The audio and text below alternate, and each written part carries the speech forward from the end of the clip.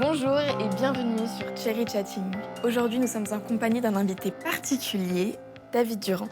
Bonjour, vous pouvez m'appeler Dave. Je suis ravie d'être ici avec vous, Dave. Nous avons l'habitude de vous voir dans nos cinémas et très bientôt, nous vous verrons également dans nos librairies, puisque vous sortez un livre qui s'appelle Dans nos coulisses, où vous nous racontez votre expérience d'acteur français à Hollywood. Oui, c'est un projet qui me tient beaucoup à cœur.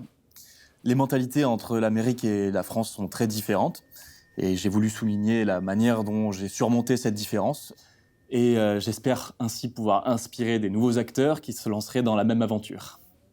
J'ai lu votre livre, vous parlez de la barrière linguistique. Comment est-ce que vous avez réussi à la surmonter? Eh bien, c'est surtout grâce à mon coach linguistique qui disait souvent « With great power comes great responsibility ». Et également grâce à mes collègues qui étaient là pour me soutenir, qui ont fait preuve d'une grande patience et sans qui je n'aurais jamais eu la motivation d'apprendre la langue. Bien, vous avez eu de la chance d'être autant entouré et d'avoir autant de soutien. Vous ne vous sentiez pas trop seul parfois? Parfois, oui, un petit peu, mais jamais très longtemps parce que je rentrais régulièrement en France, tous les 3 mois, pour voir ma famille, qui sont très importants pour moi. Ah, la famille. On dit souvent que nos collègues deviennent un peu comme une seconde famille. Oui, bien sûr. Enfin, pour moi, c'est important en tout cas. Et donc, dans mon livre, je raconte comment j'ai été guidé pour devenir l'homme que je suis devenu maintenant. Un homme meilleur. Au vu des actes passés. Les actes passés, c'est-à-dire Mais vous savez, développer. les scandales. Les scandales, je vous suis pas. Enfin, éclairez-moi, quoi. The Celebrity a publié le 15 avril 2021 David Durand vu à une soirée problématique.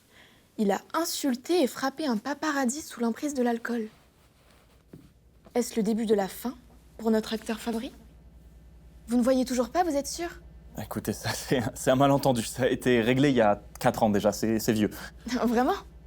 Et la cocaïne qui a été retrouvée dans votre voiture?